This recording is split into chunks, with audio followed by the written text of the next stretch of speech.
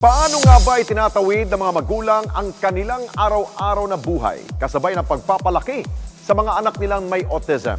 Ang responding hiling ng dalawang ina sa programa atin pong tinupad. Hindi madaling maging ina. Pagod, puyat at walang sawang pagkalinga ang kailangan. Hindi lamang para sa iyong magiging anak, ngunit higit sa lahat para sa bubuing pamilya. Kaya naman, ganun na lamang ang ating paghanga sa dalawang ina na nagparesponde sa programa. Si Erica at Edwina ay ilan lamang sa mga nanay na kumakalinga sa mga anak nilang may espesyal na kondisyon. Sumulat sila sa programa upang ikwento hindi lamang ang kanilang mga anak, ngunit maging ang mga pagsubok na kinakaharap na mga katulad nilang nagmamahal sa mga batang may autism. Sa kabila ng simple nilang pamumuhay, pinipilit ni Erica at ng kanyang asawa na maitawid ang kanilang pang-araw-araw. Lalo na't ang 8 taong gulang na si Dre na diagnosed na may autism. Yung pinagbubuntis ko po siya, okay naman po siya, normal po lahat ng ano niya. Tsaka po alagang-alaga kasi nga panganay.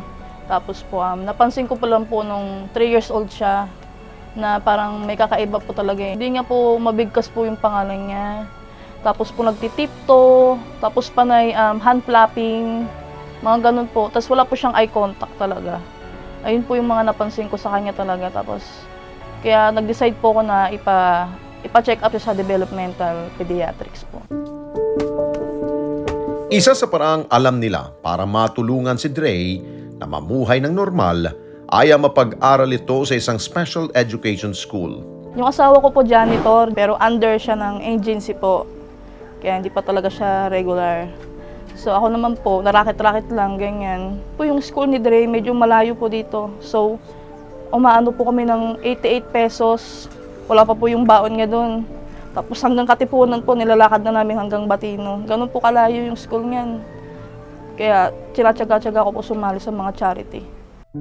Hinahayaan din nila itong gumawa ng mga gawaing bahay at sinasanay itong mag-asikaso ng kanyang sarili. Challenge kasi po mahirap kasi. Kami po kasi siyempre mahirap ka. Pumipila ka sa mga ano. Sa mga ospital. Tapos pila. Tapos walang libreng therapy. Pag libreng therapy, pila ka pa rin. Kailangan tiyaga. Ganun. Kasi wala daw cure habang buhay. Ka mag-aalaga talaga. Kailangan tutukan mo lang, alagaan mo lang para kahit paano may matutunan siya sa paglaki niya. Ano po yung si Dre, mabait po yan, masayahin pong bata. Tsaka matakaw, malakas kumain. Hindi po siya nananakit. Ayun po maganda sa kanya, hindi po siya nananakit. Kahit po saktan siya ng ibang bata. Kaya po di ko po siya nilalabas eh. Kasi inaaway lang ng ibang bata. Kasi di po siya marunong gumante. Ayun po yung maganda kay Dre, hindi po siya nananakit po talaga. Siguro kasi binigay siya ng Diyos kasi alam niya kaya ko. Naalagaan siya. Kaya ayun po yung inaano ko, pinagpapasalamat ko rin. Pinagpapasalamat ko rin kasi na malusog siya, ganyan. Tsaka masayahin siyang bata. Ngunit lahat ng ipinundar nilang gamit at maging ilang educational materials para kay Dre, naabo dahil sa sunog na nangyari sa kanilang bahay noong nakalipas na taon. Nung nasulogan nga kami, as in baon na buon po talaga kami. Hanggang ngayon. Tapos naoperahan pa ako. Totoo lang ma'am, naka-tuwalya nga lang ako nun ma'am eh. Kasi papasok si Dre sa school nun. Nagre-ready ako na nakaligo na ako. Magbibihis na lang. Naka-tuwalya lang ako nun ma'am. Tapos po si Dre nasa taas pa namin dito. Kinuha ko po siya. Kasi po medyo tulog pa siya nun eh. Trauma po siya. Isang buong araw siya di kumain. Yun, sobrang hirap po ngayon. Pero pinagkakasya naman po, pilit naman. Kaya naman hiling niya para sa anak, marespondihan ng programa ang ilan sa mga pangangailangan nito.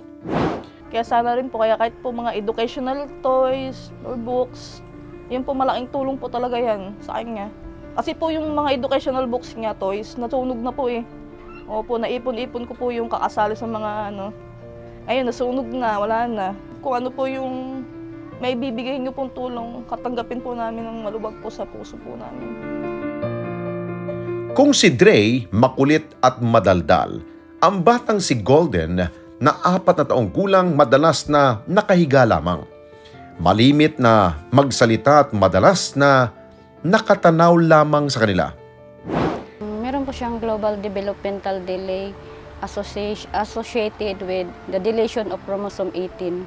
Ano po, yung isa po yun sa mga sakit na namamana daw po sa amin, sa mga magulang po.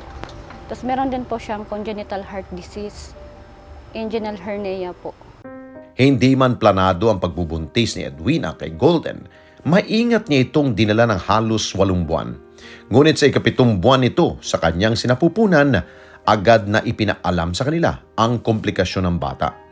2 years kasi po ako hindi nire-regla. Tapos akala ko po nagme-menopause na ako. Tapos nung 2 years, pagdating ng paglampas, bigla na lang po ako nabuntis. Tapos nung siguro mga 7 months yung tiyan ko, doon ko na po nalaman na may problema po sa loob. Pinipilit ko po na panganak ko po siya ng 9 months, pero hindi na po talaga. Akala ko po hindi siya mabubuhay. Kasi nung pinanganak ko siya, 8 months lang, tapos hirap po siyang huminga. Hindi siya makakahinga sa labas. Sobrang liit po niya, tapos naghahabol po siya ng hininga. Akala ko po talaga hindi siya mabubuhay kasi kada punta po ng doktor, babalita na kailangan daw lagyan ng tubo. Sa kabila ng mga pagsubok nito, si Edwina katuwang ang kanyang mga anak. Sinigurong nabibigyan nila ng sapat na aruga si Golden. Hindi naman po siya mahirap alagaan, kaso nga po, habang imbes lumalaki po siya, lalo siyang lumiliit, pumapayat. Kahit ano pong gatas na pinapainom namin para lang talaga tumataba siya. Tapos, nung pinunta namin siya sa center, parang nakakasakit kasi tinitingnan siya parang ano yung mga tao sa kanya. Tapos ayaw po siyang injection na noon. Takot yung mga nurse. Kasi nga po maliit po siya. Opo, tapos ikakaiba talaga yung itsura niya. Naoperahan man sa puso si Golden, may mga sakit pa rin siyang hindi matukoy ng mga doktor hanggang sa ngayon.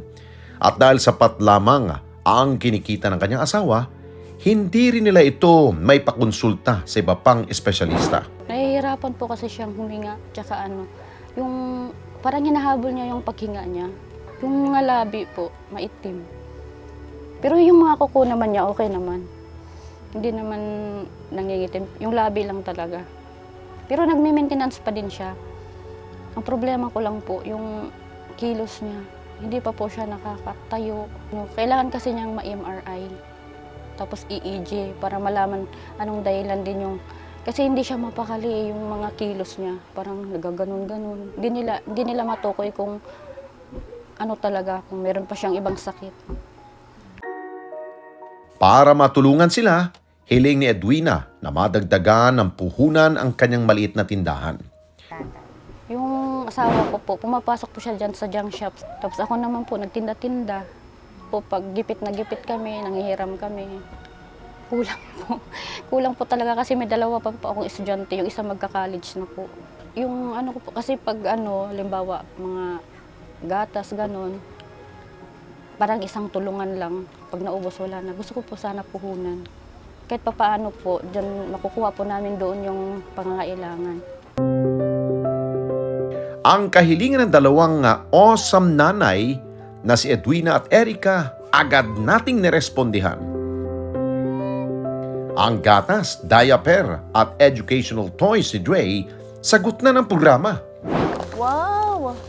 Grabe, ang dami. Mga katulong po talaga to kay Dre, lalo sa pag-aaral niya po. Ang ganda. Thank you po. Maraming salamat po sa Net25 Responde Mata ng Mamamayan. Thank you so much po talaga, ma'am. Sa tulong niyo po. Maraming salamat po. Dinagdagan na rin natin ng bigas at ilang mga libro ang ating ayuda para sa kanila. Grabe yung blessings. Sakto po. Thank you po so much po. Ang tindahan naman ni Edwina, pinuno namin ng paninda. Nagpapasalamat po ako sa Net25 Responde Mata ng Mamamayan po sa binigay niyo pong tulong sa amin. Laking tulong po ito para sa pang-araw-araw po namin na pamumuhay po. Lalo na po sa mga gastusin ni baby, sa gatas po. Diyan po namin kinukuha, pinapaikot-ikot po namin yung yung puhunan po. Maraming salamat po. Sana po marami pa po kayong mga mamamayan na matutulungan po. God bless po. Mahirap man ang kanilang araw-araw na kinakaharap, tunay na hindi matatawaran ang pagmamahal na ibinibigay ng mga awesome nanay na ito sa kanilang mga anak. Kaya't huwag natin silang husgahan o maging ang kalagayan ng kanilang mga anak. Bagkus, atin silang alalayan at bigyan ng pangunawa. Mga karesponde natin dito sa Net25, umabot na po ng 1 million subscribers ang ating YouTube channel. Kaya naman, masaya kami na ibahagi sa inyo na natanggap na natin ang YouTube Gold Play button. Dahil po yan sa walang sawa ninyong pagtangkilik sa mga programa ng Net25, lalong-lalo na po sa Responde Mata ng Mamamayan. Kaya naman, congratulations po sa ating lahat. Keep on sharing, mga karesponde. Gawin nating viral ang bawat content natin ng pagtulong at pagresponde sa higit na nangangailangan. Maraming salamat po sa inyong lahat. Mga kababayan, salamat po sa inyo pong pagsubaybay sa Responde Mata ng Mamamayan. Para mapanood pa ang iba pa naming pagresponde sa ating mga kababayan, i-click lamang ang subscribe button at i-follow lamang ang Net25 social media pages at Net25 TV.